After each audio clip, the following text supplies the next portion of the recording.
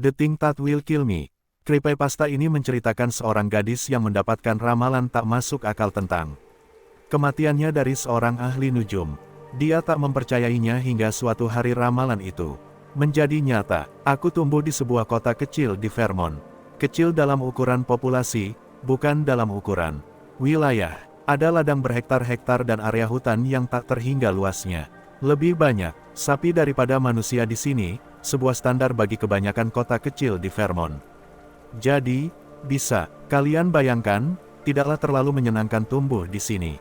Hanya satu kata saja cukup untuk menggambarkan kondisi di sini, membosankan. Tak banyak anak-anak seumuran di kota ini. Sahabat terbaikku adalah Lisa, yang berumur setahun lebih tua dariku. Kami menghabiskan sebagian besar waktu kami bermimpi tentang hidup di luar kota Vermont. Orang-orang di desa kami benar-benar aneh. Berbeda dengan di tempat lain.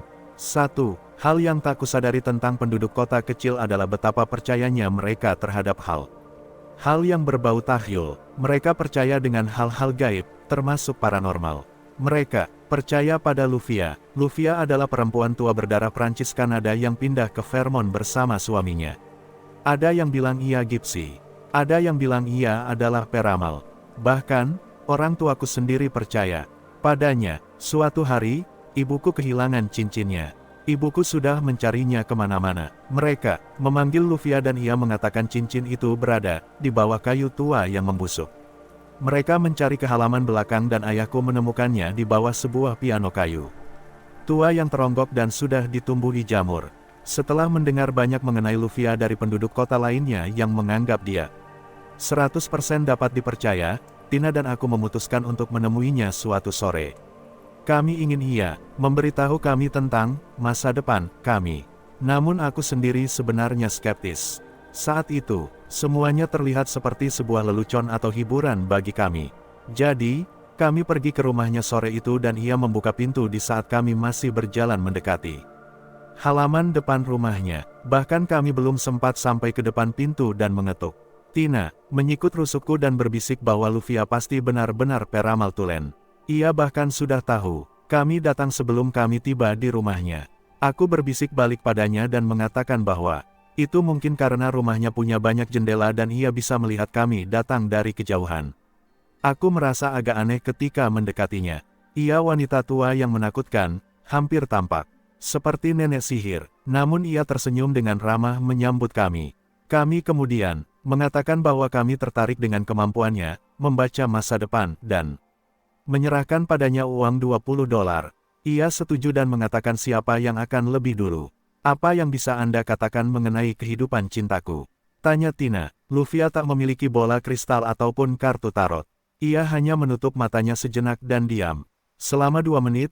Kemudian mengambil napas dalam-dalam dan berkata, Michael Charten.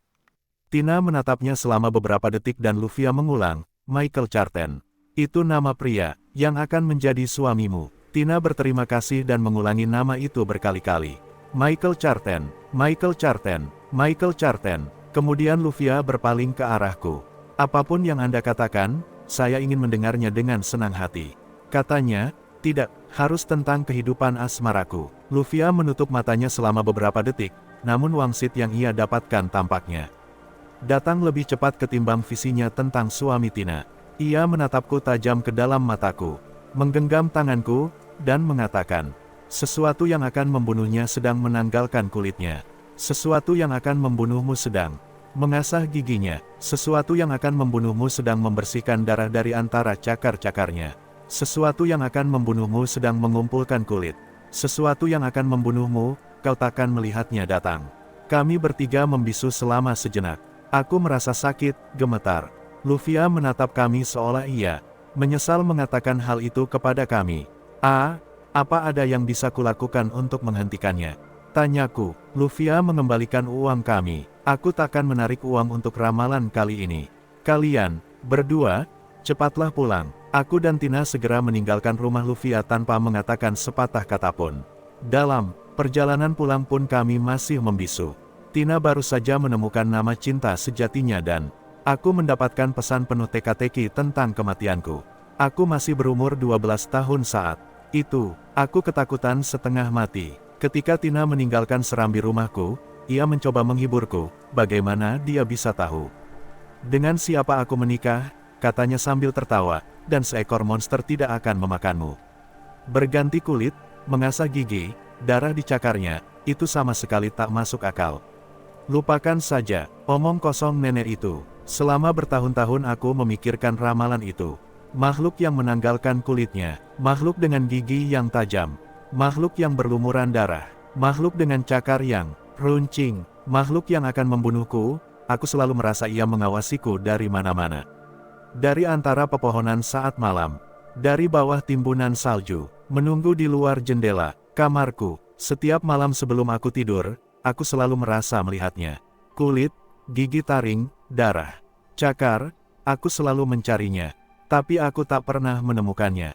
Ketika aku berumur 18 tahun, aku pindah ke California untuk kuliah, untuk menjauh dari Vermont.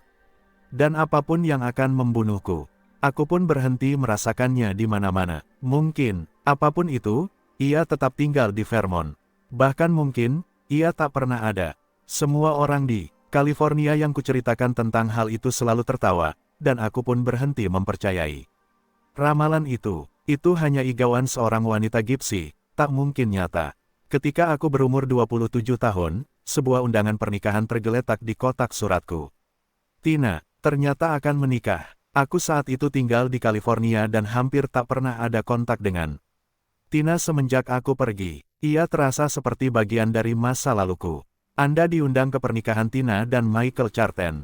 Tunggu, tidak mungkin. Ini pasti tidak ada hubungannya dengan ramalan Lufia. Ramalannya tak mungkin nyata. Tidak, ada yang namanya peramal atau kemampuan melihat masa depan. Aku pergi ke pernikahan mereka. Tina, aku, dan Michael, semuanya tertawa dengan semua. Ramalan itu, tentu saja ramalan itu tak mungkin benar. Tina dan Michael menganggap semuanya hanyalah lelucon yang akan mereka ceritakan pada anak-anak mereka di masa depan. Beritahu kami kalau kau bertemu dengan monster bergigi tajam yang berganti kulit, oke? Kata Tina sambil bercanda. Kami semua berpikir bahwa ini semua hanyalah kebetulan belaka ia bisa menikah dengan seorang pria bernama sama seperti yang diramalkan Lufia. Aku meninggalkan pesta pernikahan dengan berusaha mempercayai bahwa sesuatu yang akan membunuhku, tak mungkin sungguhan. Monster itu tak ada. Aku melihat di balik pohon, di balik mobil, tak ada yang sedang menantiku di sana. Tak ada yang bersiap-siap untuk mengulitiku. Aku tak tahu kenapa aku begitu takut sekian lama. Salah satu hal hebat dari pernikahan Tina adalah peristiwa itu membawa kami kembali dekat. Seperti dulu, dia bahagia hidup bersama Michael di Vermont. Ia selalu mengirim email kepadaku, mengatakan tentang segala hal yang terjadi di kota kecil itu. Populasinya dengan perlahan meningkat, mereka membangun sekolah-sekolah baru, dan juga gosip-gosip lainnya. Juga berita kalau Lufia meninggal. Bertahun-tahun kemudian, aku semakin jarang menerima email dan telepon darinya. Ia terlihat sangat sibuk, hingga suatu titik aku mulai merindukannya karena tak mendapatkan sedikitpun kabar darinya. Pada malam Natal, aku memutuskan mengunjungi rumah orang tuaku untuk liburan. Dan mampir sebentar di kediaman Tina dan suaminya.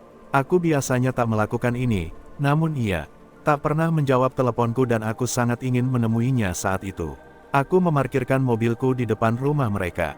Ada 2 mobil di parkiran sehingga aku menduga mereka berdua ada di rumah. Aku turun dari mobil dan menekan bel pintu. Michael membukanya, berpakaian dengan jas tebal, seolah-olah ia baru saja berasal dari luar.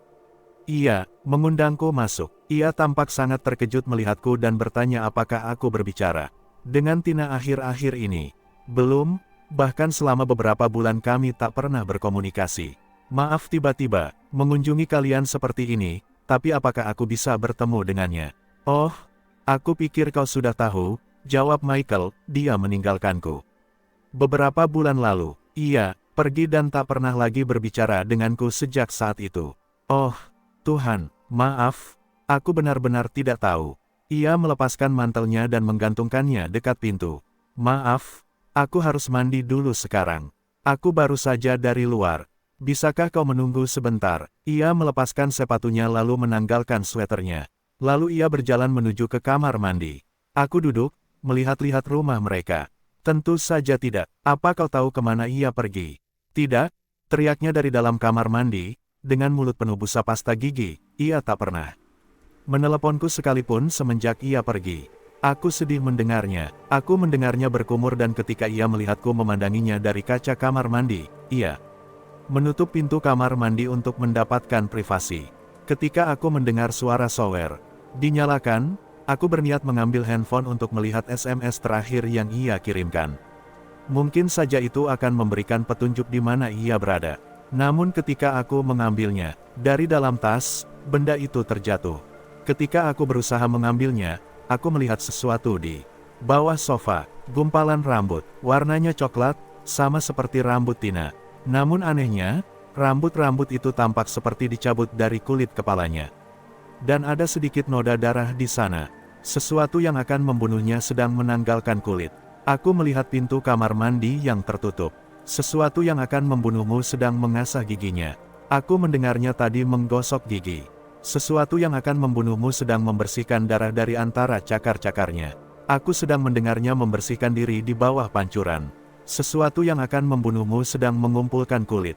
Aku menatap sedikit kulit yang masih menempel di gumpalan rambut itu.